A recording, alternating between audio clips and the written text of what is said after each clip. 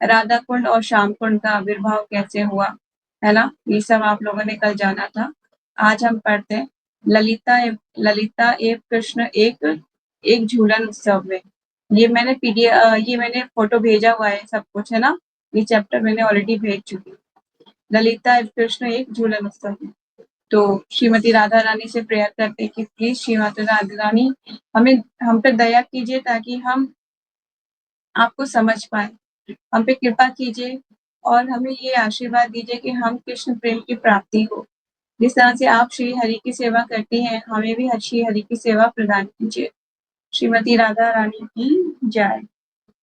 तो शुरू करते हैं चैप्टर नंबर 20। भगवान के एक महान भक्त होने के कारण नारद मुनि नियमित रूप से श्रीमती राधा रानी के दर्शन करने जाते थे। कौन जाते थे? नारद मुनि। कहाँ जाते थे? किसके दर्शन के लिए? श्रीमती राधा रानी के दर्शन के लिए नारद मुनि जाते थे। नारद के बार बार मिलने की प्रक्रिया पर ध्यान देते हुए श्री कृष्ण राधा रानी को सतर्क कराए। मतलब अब वो क्या हो रहा है, हम एक और लीला में एंटर कर चुके हैं। अब राधा रानी से मिलने के लिए नारद मुनि बार बार उनके दर्शन के लिए जाते थे और बहुत एक्सेटिसी मतलब बहुत आनंदित होते थे, एक्सटेसी में होते थे कि मैं जाऊं राधा रानी के दर्शन करूं। लेकिन ना भगवान बहुत चतुर है। भगवान ने राधा रानी से बोला कि नारद तुम्हारे पास रोज रोज आते हैं ना, जरा इनसे सतर्क रहना, ठीक है। आगे चलते हैं।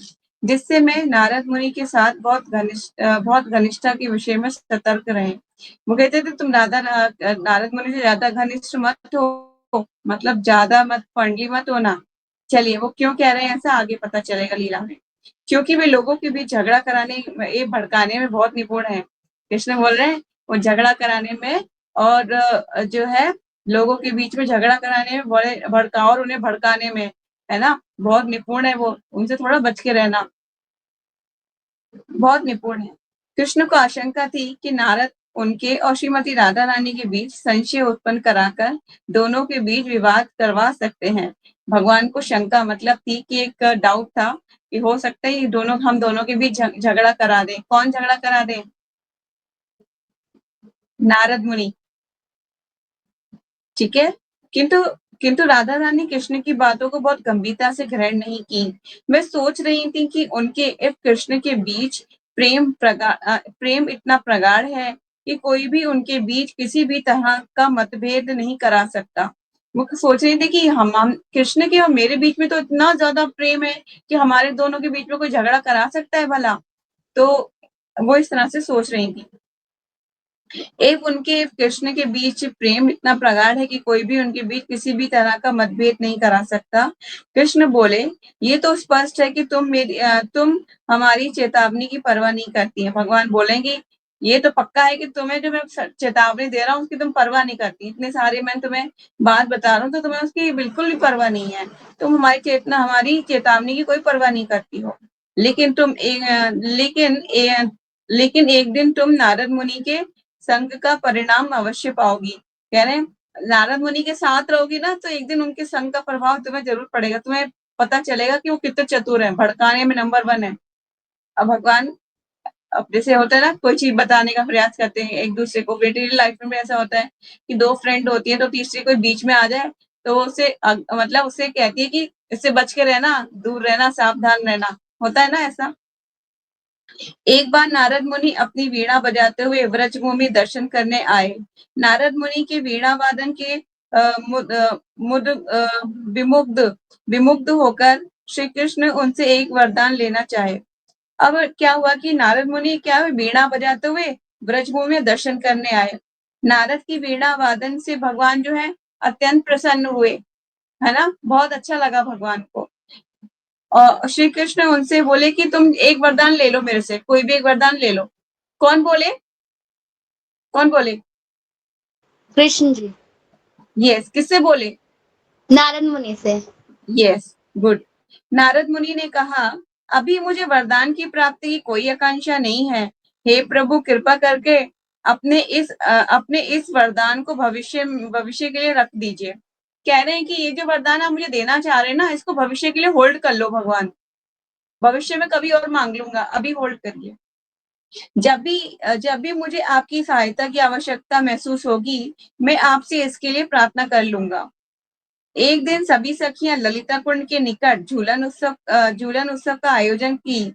एक दिन क्या हुआ, सभी सखियों ने ललिता कुंड के पास क्या किया, झूलन उत्सव, एक झूला लगाया बहुत सुंदर झूलने के लिए। ठीक है, एक झूला तैयार करके उसे बहुत सुंदरता एवं वैभवपूर्ण ढंग से सजाया। बहुत सुंदर वैभवपूर्ण ढंग से सजाया। किसने सजाया? गोपियों ने। कृष्ण के साथ सभी सखियां झूलन उत्सव के लिए तैयार थीं, किंतु उस स्थान पर अभी तक श्रीमती राधा रानी नहीं पहुंच पाई थी। सब सखियां तैयार हो गई थी, सब कुछ अरेंजमेंट हो गए थे, पर सारी सखियां में से राधा रानी जो है अभी तक आई नहीं थी, क्योंकि वो मतलब श्रृंगार में बहुत व्यस्त थी। सभी लोग उनकी प्रतीक्षा कर रहे थे, क्योंकि उनके बिना उत्सव प्रारंभ नहीं हो सकता था। क्योंकि उनके बिना उत्सव कैसे प्रारंभ होगा, है ना? तो सभी लोग उनकी क्या कर रहे हैं, उनका वेट कर रहे हैं। किसका वेट कर रहे हैं? श्रीमती राधा रानी का। नेक्स्ट पेज पे चलते हैं। उसी समय नारद मुनि वहां उत्सव स्थल पर पहुंच गए। अब नारद मुनि वहां पहुंच गए, कहाँ पे? जहाँ पे सब लोग राधा रानी की प्रतीक्षा कर रहे हैं। मुनि जिज्ञासा किए कि यहाँ कैसा आयोजन चल रहा है। वो पूछने लगे कि यह कैसा आयोजन है, कौन सा सुअवसर है, कौन सा सुअवसर है जो आपने झूले वूले डाले हैं। तो ऐसे सब गोपियों से पूछ रहे थे नारद मुनि। सखियों ने उत्तर दिया, हमने राधा एवं कृष्ण के लिए झूलन उत्सव का आयोजन की है। वो कह रही कि हमने राधा और कृष्ण के लिए एक झूलन उत्सव का आयोजन किया है, सब कुछ तैयार है, केवल राधा रानी अभी तक यहाँ नहीं पहुंची हैं। हम लोग उनके आगमन की प्रतीक्षा कर रहे हैं। किसकी प्रतीक्षा कर रहे हैं? श्रीमती राधा रानी की। ठीक है, फिर नारद मुनि कृष्ण के पास जाकर बोले, अब भगवान देखो अब क्या होता है, ध्यान से सुनिएगा लीला का, बहुत मजा आने वाला है लीला में आपको। फिर नारद मुनि श्री कृष्ण के पास जाकर बोले, प्रभु क्या आपको याद है एक दिन आप मुझे एक वरदान देना चाह रहे थे, और मैंने आपसे कहा था कि बाद में आवश्यकता पड़ने पर मांग लूंगा।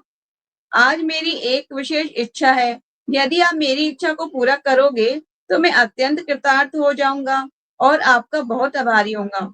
अब नारद मुनि बड़े चालाक हैं, वो कह रहे हैं कि भगवान पहले वरदान जो होल्ड किया था ना, अभी दे दो। अब चलिए आगे क्या बोलते हैं, भगवान क्या उत्तर देते हैं। कृष्ण ने कहा, हाँ नारद, मुझे अपना वचन याद है, अवश्य ही मैं आपकी अभिलाषा पूर्ण करूंगा। अभी कृपा करके मुझे बताओ तुम्हारी क्या इच्छा है। भगवान पूछ रहे हैं, हाँ ठीक है मैंने वरदान दिया था, बताओ तुम्हारी क्या इच्छा है, बोलो।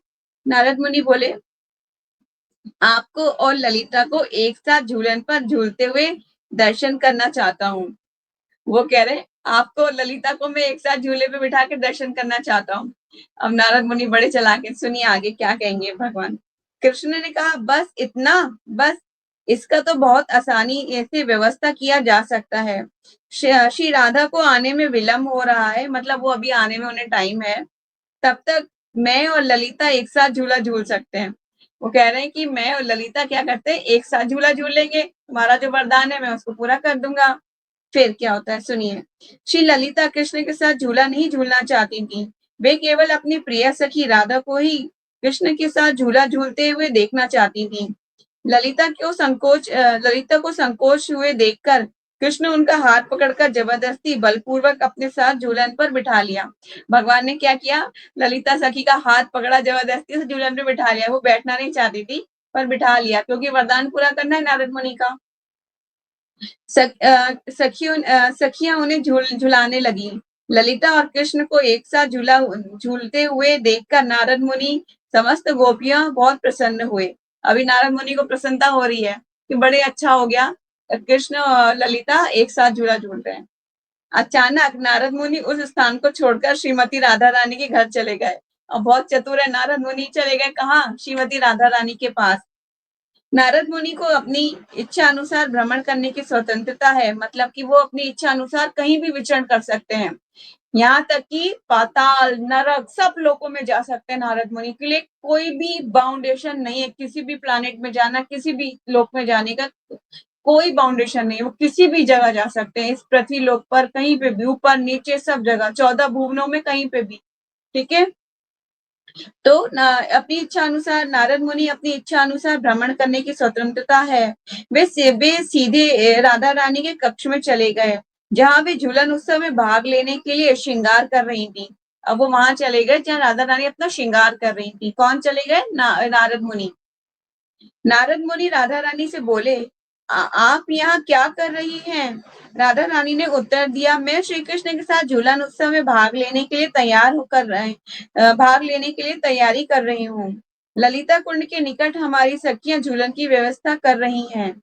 राधा रानी ने बताया कि मैं तो झूलन में जाने के लिए तैयार हो रही हूँ, और जहाँ पे ललिता कुंड है उसके पास ही झूला डाला है सखियों ने, उसके आयोजन किया है। नारद मुनि बोले, आप झूलन उत्सव की तैयारी कर रही हैं? क्या आप जानती हो उस तब पर इस समय क्या हो रहा है? वो कह रहे हैं, आप क्या? नारद मुनि बोले, क्या आप जानते भी हो वहां पर क्या हो रहा है? अब देखिए, दोनों के भी झगड़ा कराना है ना उनको, अब ऐसा कुछ करेंगे। कृष्ण तो वहां उस समय ललिता के साथ झूला झूलने में व्यस्त है।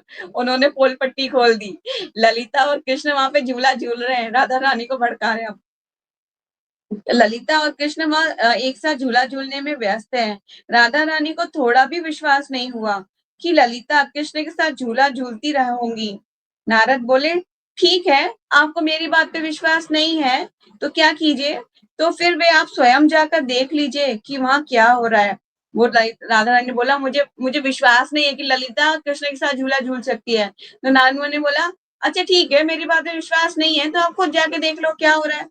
राधा रानी तत्काल ललिता कुंड की ओर गईं और कुछ दूर से ही उन्होंने ललिता और कृष्ण को एक साथ झूला झूलते हुए देखा। राधा रानी अत्यंत मानवती क्रोधित होकर तेजी से उस स्थान को छोड़कर चली गई। गुस्सा आ गई राधा रानी को, बहुत तेज गुस्सा आ गई है, बहुत जबरदस्त। गुस्सा आना स्वाभाविक है। वही अब अपने अपने मतलब अपने शक्ति के साथ, मतलब समान शक्तिमान के साथ शक्ति को, मतलब ऐसा कुछ होगा, मतलब कहते हैं कि प्रेम ने, और आप कोई और बैठ जाए जाके तो स्वाभाविक है गुस्सा आना, है ना? उस समय उसी बीच कृष्ण एवं समस्त सखियां राधा रानी के लिए प्रतीक्षा कर रही थी, किंतु वे उस स्थान पर उपस्थित नहीं हुई। कृष्ण समझ गए कि निश्चय ही किसी समस्या के कारण उनको विलंब हो रहा है।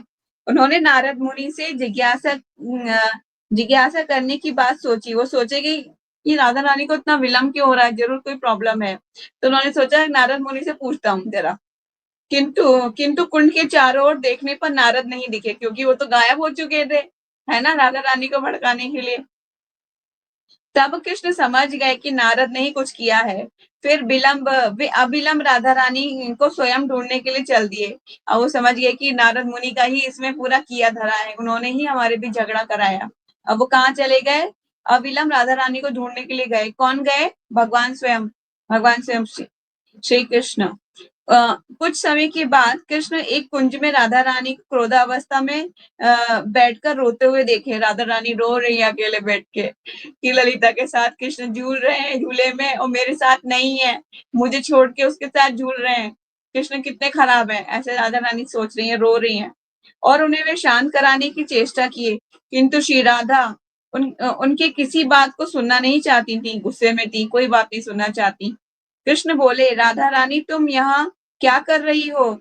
हम तुम्हारे लिए कितनी देर प्रतीक्षा कर रहे थे। कह रही भगवान कह रहे हैं कि तुम यहाँ क्या कर रही हो? वहां पे हम तुम्हारे लिए कितनी प्रतीक्षा किए, कितना तुम्हारा वेट किए, तुम क्यों यहाँ अकेले बैठकर रो रही हो? अकेले क्यों बैठ के क्यों रो रही हो तुम? भगवान ऐसा क्वेश्चन कर रहे हैं राधा रानी से। अत्यंत क्रोधित होकर वे बोली, गुस्से में बोली, मेरी तुम्हें क्या आवश्यकता? आप तो ललिता के साथ झूला झूल रहे थे, उसके साथ ही खुश रहो। कह रहे हैं उसके साथ ही खुश रहो, तुम उसके साथ झूला झूल रहे थे मेरे साथ नहीं झूला और वहां मेरी कोई आवश्यकता नहीं है, मेरी कोई आवश्यकता ही नहीं है वहां पर, उसी के साथ झूला झूल लो। कृष्ण राधा से जिज्ञासा किए, तुम्हें कैसे ज्ञात हुआ कि मैं ललिता के साथ झूला झूल रहा हूँ? अब भगवान जरा उसे समझना चाह रहे हैं कि कैसे पता चला उन्हें ये बात। राधा रानी बोली, मैं नारद मुनि के साथ ये बातें मैं नारद राधा रानी बोली, मैं नारद मुनि के द्वारा ये बात सुनी और अपने आंख से भी देखी। कह रही मैं नारद मुनि ने भी मुझे बताया था और मैंने अपनी आंखों से भी देखा। कृष्ण समझ गए कि ये परिस्थिति नारद मुनि ने ही उत्पन्न करी है। भगवान समझ गए ये जरूर नारद की ये किया धरा है, सारा का सारा। उन्होंने राधा रानी को बतलाया, जरा देखो किस प्रकार नारद मुनि तुम्हारे साथ वचना मतलब छल किए। मैं एक बार नारद मुनि को एक वरदान देने के लिए बोला था, आज वे हमारे पास आकर उस वर की प्राप्ति की अभिलाषा करते हुए बोले कि मैं आपका और ललिता के साथ झूला झूलते हुए देखना चाहता हूँ। क्योंकि आपको आने में विलंब हो रहा था, इसीलिए नारद मुनि को प्रसन्न करने के लिए मैं और ललिता साथ साथ झूला झूले। हमारे साथ झूला झूलने की ललिता की पहले कोई इच्छा नहीं थी, किंतु केवल नारद को प्रसन्न करने के लिए मैंने ललिता को उसके लिए बलपूर्वक बाध्य किया। किंतु हम दोनों को झूला पर किंतु हम दोनों को झूले पर बिठाकर तुम्हें परेशान करने के लिए तुम्हारे पास जाकर सूचना भी दे दिए। कौन दे दिए? नारद मुनि। कह रहे हैं कि बहुत ही खराब है वो लोग, हमें तो झूले पे बिठा दिया और खुद तुम्हारे पास चले गए हमारी सूचना देने के लिए। मैं तो तुम्हें पहले ही नारद मुनि के विषय में चेतावनी दी थी। भगवान बोले, मैंने पहले बोला था ना नारद मुनि के विषय में चेतावनी दी थी तुमको, तो तुम मानी नहीं मेरी बात। किंतु उनके साथ बहुत घनिष्ठ संबंध मत जोड़ना। कह रहे मैंने पहले चेतावनी दी थी कि उनके साथ कोई घनिष्ठ संबंध मत जोड़ो। किसके साथ? नारद मुनि के साथ। वे लोगों का एक दूसरे से मतभेद कराने में बहुत निपुण है। बहुत चालाक है नारद मुनि, वो एक दूसरे के साथ लड़ाई झगड़ा करा देते हैं। अब तो स्वयं नारद की कीर्ति देख ली ना। अब कह रहे हैं देख ली ना तुमने नारद की कीर्ति कि क्या है नारद मुनि, देख लिया ना उनका किया धरा तुमने अपनी आंखों से। कृष्ण राधा रानी को सचेत कराते हुए बोले कि अब भविष्य में कभी भी नारद मुनि पर विश्वास मत करना। भगवान बोले ये सोच लो कि नारद मुनि पर कभी भी भविष्य में विश्वास मत करना। राधा रानी कृष्ण की बात सुनकर एवं वृतांत जानकर मुस्कुराई। फिर दोनों एक साथ झूला झूलने के लिए ललिता कुंड की ओर चल दिए। श्रीमती राधा रानी की जय। ये हमने चैप्टर कंप्लीट कर दिया। ठीक है, तो चैप्टर नंबर 21 देख लेते हैं कितना बड़ा है। छोटा ही है, आई थिंक छोटा एक ही पेज का है। तो एक ही पेज का ये चैप्टर 21 कंप्लीट करके वाइंड अप करेंगे। आज 30 मिनट्स की क्लास लेंगे क्योंकि मेरे पास बहुत सारी सेवाएं अभी और बाकी हैं। तो ठीक है, तो कल राधा अष्टमी है, इसलिए मैंने सोचा कि आज क्लास लेना तो बहुत जरूरी है, इसलिए मैं क्लास को फिर मैंने सोचा 30 मिनट्स की ले लूं, इसलिए मैंने आप सोचा कि लिंक को ज्वाइन कर लेते हैं 30 मिनट्स के लिए। ठीक है, चैप्टर नंबर 21 ललिता राधा रानी एवं कृष्ण का वस्त्र बांधती हैं। चलिए आगे चलते हैं। एक बार श्री कृष्ण जब ब्रज के हरित प्रांतीय क्षेत्र में गौचारण कर रहे थे, उस स्थान के चारों ओर वन कुंजों के पुष्पों की मधुर सुगंध बहुत आकर्षक थी, जो कृष्ण के मन को विहिल कर रहे थे। भगवान क्या कर रहे हैं? एक गौचारण की लीला कर रहे हैं। गौचारण मतलब भगवान जो है गौएं चराने के लिए गए हुए हैं। कहाँ पर? उनके वन जो थे, जिस वन में वो गए हैं, उन वनों के जो कुंज है, उनमें पुष्पों की मधुर सुगंध से बहुत मतलब अट्रैक्ट हो रहे हैं भगवान, जो कृष्ण के मन को विहिल कर रहे थे। मतलब भगवान के मन को जो है और आनंदित प्रदान कर रहे थे। वे अपनी प्रिय बांसुरी के द्वारा राधा रानी का नाम बार बार पुकारने लगे। अब अपनी बांसुरी पे वो राधा रानी का नाम पुकार रहे हैं। कौन पुकार रहे हैं? भगवान स्वयं श्री कृष्ण। राधा रानी के नाम की ध्वनि श्रवण करने पर उनके अप्रकट देह में दिव्य भावोच्छ्वास के लक्षण प्रकट होने लगे। मतलब कोई एक्सटर्नल एक्सटेसी के भाव आने लगे उनके मन में, और उनके कमल नयन से प्रेमाश्रु प्रभावित मतलब उनकी आंखों में से आंसू निकलने लगे उनके कमल नयनों में। एक वृक्ष की ओर देखते हुए कृष्ण पूछे, हे तरुवर, बता सकते हो मेरी प्राण प्रिय राधा कहाँ है? मैं उसे ढूंढ रहा हूँ। कृपा करके उसका समाचार देकर मेरी अस्थिर चित्त को शांत करो। वो पेड़ों से बातें कर रहे हैं, कह रहे हैं कि क्या तुम्हें पता है मेरी प्राण बल्लभा राधा कहाँ है? ठीक है, और मैं उसे ढूंढ रहा हूँ, कृपा करके मुझे उसका कुछ समाचार दीजिए स्थिर चित्त से और मेरा चित्त को शांत कीजिए। लेकिन वृक्ष ने कोई उत्तर नहीं दिया।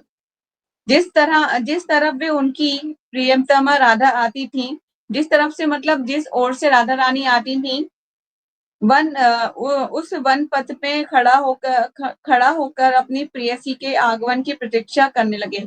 भगवान उस रास्ते पे खड़े होकर जिस रास्ते से राधा रानी आती थी। शीघ्र ही राधा रानी अपनी सखियों के साथ कुंज में आ गई। अब राधा रानी आ गई है कुंज में। उनके द्वारा पालित पक्षी सारिका, सारिका मतलब तोते को कहते हैं, ठीक है, राधा रानी तोते को पाला था। शुक्र भी कहते हैं सारिका, यस आई थिंक, मैं एक और देख के बताऊंगी आपको सारिका का मतलब, ठीक है। राधा रानी को ये संवाद, राधा रानी को ये संवाद दिया कि कृष्ण दयनीय करुणा स्थिति में रो रहे हैं। किसने दिया ये संवाद? राधा रानी को ये संवाद दिया सारिका ने। राधा रानी के द्वारा पालित पक्षी सारिका ने राधा रानी का ये संवाद दिया। राधा रानी को ये बताया, राधा रानी का जो पक्षी था ना, उसने राधा रानी को ये बताया कि कृष्ण दयनीय करुणा स्थिति में रो रहे हैं, भगवान रो रहे हैं और आपसे मिलने के लिए आतुर हैं। राधा रानी जब ये संवाद सुनी तो वह भी रोना शुरू कर दिया, वो भी रोने लगी, एवं कृष्ण को खोजने लगी और विरह विलाप में बोलने लगी, हमारे प्राण प्रिय कृष्ण कहाँ हैं? कृपा कर हम मुझे दर्शन दीजिए। वो इस प्रकार राधा रानी भी रोने लगी। इस प्रकार रोते रोते राधा रानी दौड़ते हुए अपने प्राण वल्लभ से मिली। राधा एवं कृष्ण मिलते हुए दोनों परस्पर एक दूसरे को आलिंगन किए एवं दिव्य आनंद में उद्वेलित होकर दोनों अचेत हो गए। उसी समय ललिता वहां आई और राधा कृष्ण के वस्त्र को एक उस समय ललिता वहां आई और राधा एवं कृष्ण के वस्त्र को लेकर आपस में बांधकर गांठ लगा दी। उन्होंने क्या किया? अब दोनों अचेत हो गए, अचेत का मतलब होता है बेहोश हो गए, मूर्छित हो गए। तो ललिता सखी आई है, अब उन्होंने क्या किया है? उन दोनों के वस्त्रों को बांध दिया है। राधा रानी के वस्त्र से कृष्णा को, कृष्णा के वस्त्र से राधा रानी को बांध दिया है और गांठ लगा दिया। फिर उस कुंज से बाहर चली गई। कुछ समय बाद राधा कृष्ण सखियों को से घिरे हुए रतन जड़ित सिंहासन पर बैठ गए। सखियां युगल किशोर के साथ हंसी ठिठोली कर रही थी। तब कृष्ण ने वह गांठ देखी जिससे वे राधा रानी के वस्त्र एक साथ बंधे थे। कृष्ण ने पूछा, किसने हमारे वस्त्र में गांठ बांधी है? बताओ। भगवान पूछ रहे हैं सबसे। ये अत्यंत आश्चर्यजनक अपूर्व कार्य किसने किया? मेरा हृदय एवं राधा रानी का हृदय तो चिरकाल से एक साथ बंधा हुआ है। भगवान बोले कि चिरकाल से राधा रानी का और मेरा हृदय बंधा हुआ है। आज किसी ने हमारे वस्त्र में गांठ बांधकर हमारे आंतरिक स्थिति को प्रकट किया है, जो इंटरनल जो है उसको प्रकट किया है। क्योंकि राधा रानी तो भगवान की प्लेजर पोटेंसी है, अंतरंगा शक्ति है ना, वो तो मतलब ऑलरेडी जुड़ी हुई है उनसे। तो आज उसको कह रहे हैं भगवान बाह्य तौर पर प्रकट किया है। ललिता सखी बोली, हे कृष्ण, ये तो प्रेम का एक विशेष लक्षण है। जब चित्त में प्रेम जागृत होता है तो वे अपनी बाह्य चेतना खो बैठता है। उस समय जब वह प्रेमानंद के भाव में पूर्णता विभोर होकर पड़ा रहता है, तब उसके आंतरिक छिपे हुए विषय बाहर प्रकाशित होने लगते हैं। तब वे स्वयं का अपना सब कुछ भूल जाता है।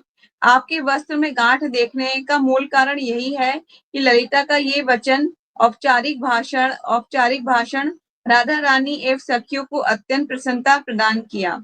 सखियां आनंद में विभोर होकर हंसने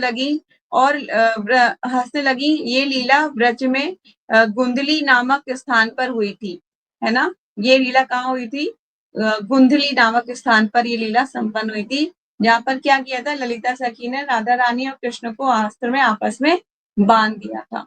ठीक है, तो आज हमने ये कंप्लीट किया है। अभी 5 मिनट्स और है। काम्य वन का एक चैप्टर और काम्य वन कंप्लीट कर लेते हैं, है ना, फिर वाइंड अप करते हैं। 5 मिनट बाकी है अभी हमारे पास। काम्य वन में कृष्ण द्वारा रघुनाथ लीला प्रदर्शन, चैप्टर नंबर 22। एक बार राधा कृष्ण अपनी सखियों के साथ अनेकों प्रकार के कौतुकपूर्ण खेल में संलग्न थे। किसके साथ? राधा कृष्ण अपनी सखियों के साथ।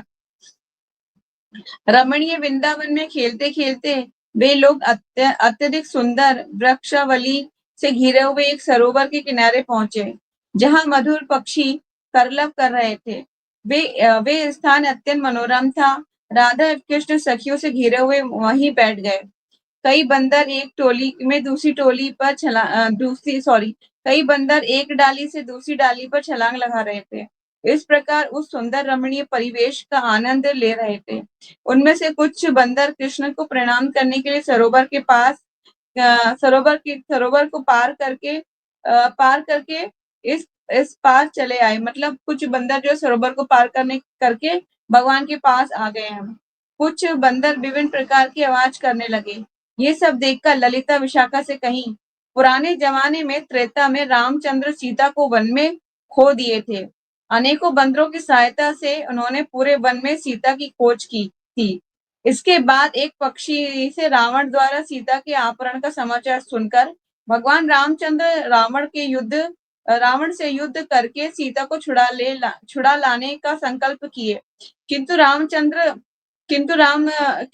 रामचंद्र रावण से युद्ध नहीं कर सकते थे, क्योंकि वे राक्षस महासागर के पार लंका में रहता था। कोई उस समुद्र को पार करके उस राक्षस के पास नहीं पहुंच पाता था। इसीलिए वे वहां निश्चित निरुपद्रव शासन करता था। मैं बुद्धिमान बुजुर्गों से सुनी हूँ कि रामचंद्र का अनुगत सेवक हनुमान उस सागर पर पार कर गया था। अब वो राम कथा बता रही है। कौन बता रही है ये राम कथा? ललिता सखी विशाखा सखी से कह रही है। ठीक है। कृष्ण इस कथा को सुनकर बोले, ललिता मैं वही रघुनाथ हूँ। अब भगवान बोल रहे हैं कि मैं वही रघुनाथ हूँ। बंदर ही चारों ओर है ना, मैं वही रघुनाथ हूँ जो त्रेता में आया था। ललिता सखी इस कथा को सुनकर वे बोले, ललिता मैं वही रघुनाथ हूँ। देखो किस प्रकार ये सब बंदर मेरे चरणों में प्रणाम करने के लिए सरोवर को पार करके आ रहे हैं। मैं वही एकमात्र भगवान श्री राम हूँ। किशोर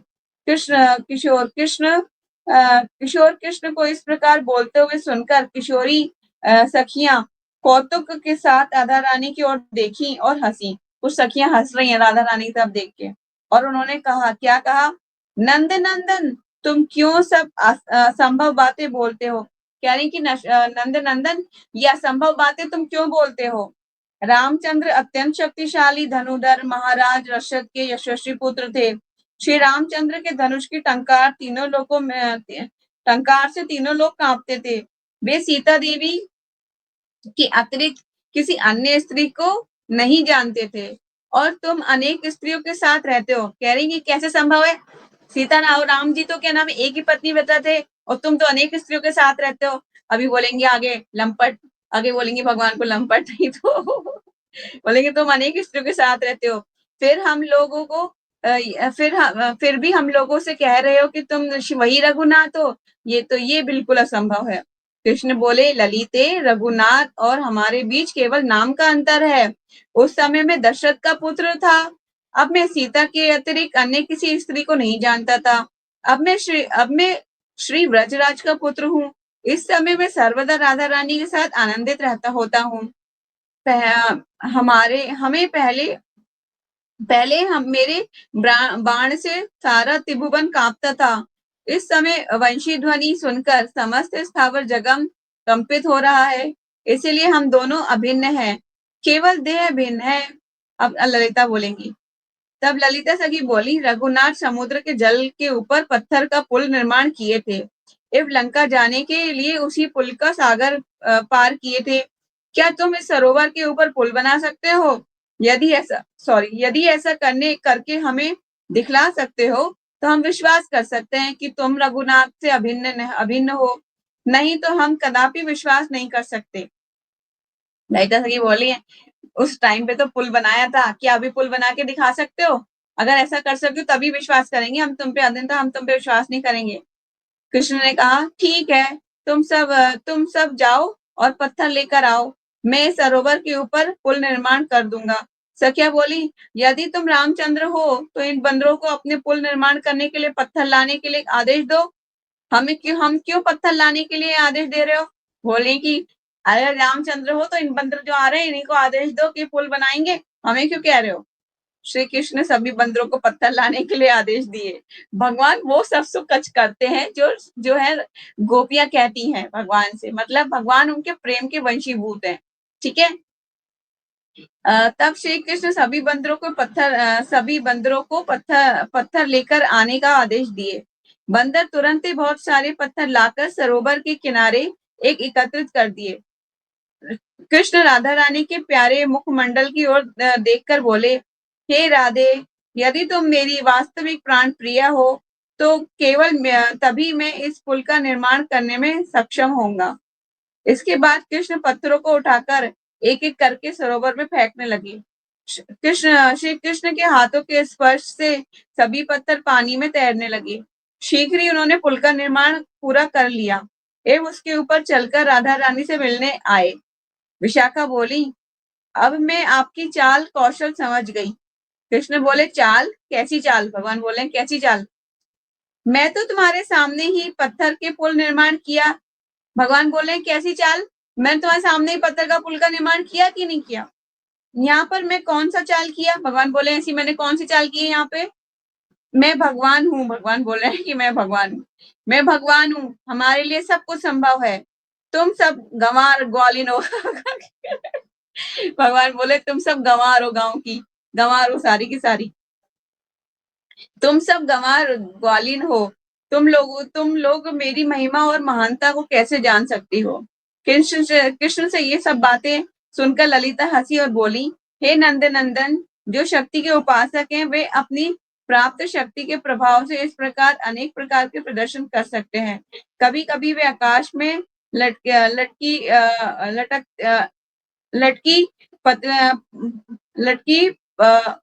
सॉरी आकाश में लटकी पतले। आई थिंक ईशा, आपकी बुक में क्या लिखा है? आकाश में लटकी पतली रस्सी पर, पतली होगा शायद, ये ली है। यस, कभी कभी वे आकाश में लटकी पतली रस्सी पर भी अपने सिर पर जल का भार कलश लेकर चल जाते हैं। और जब शक्ति उपासक कुछ ऐसा प्रदर्शन करता है तो लोग सोचते हैं कि ये सब सच है, लेकिन वास्तव में ये सब कुछ केवल कला कौशल चाल है।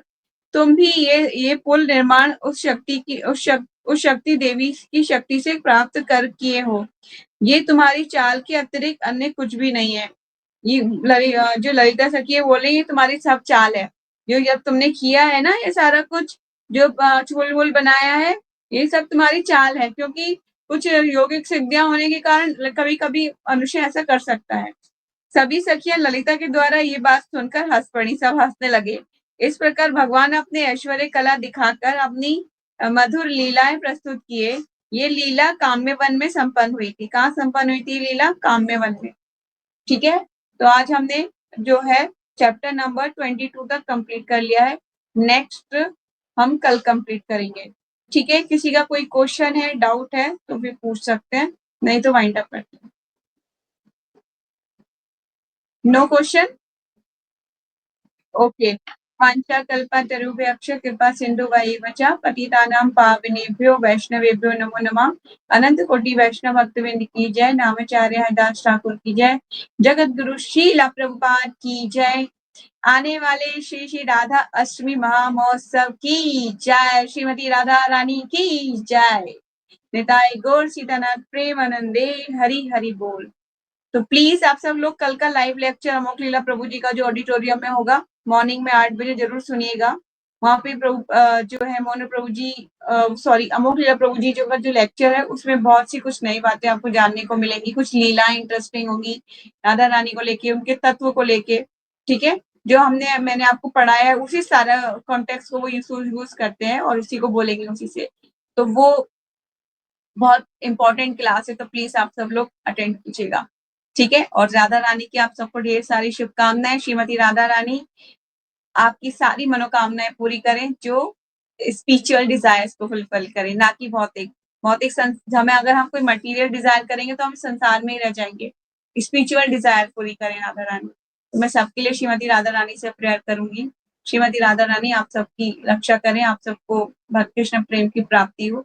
ठीक है, हरे कृष्णा, दंडवत प्रणाम। श्रीमती राधा रानी की जय। हरे कृष्ण। हरे कृष्ण माता जी। हरे कृष्ण। हरे कृष्ण माता जी। हरे कृष्ण। हरे कृष्ण। हरे कृष्ण।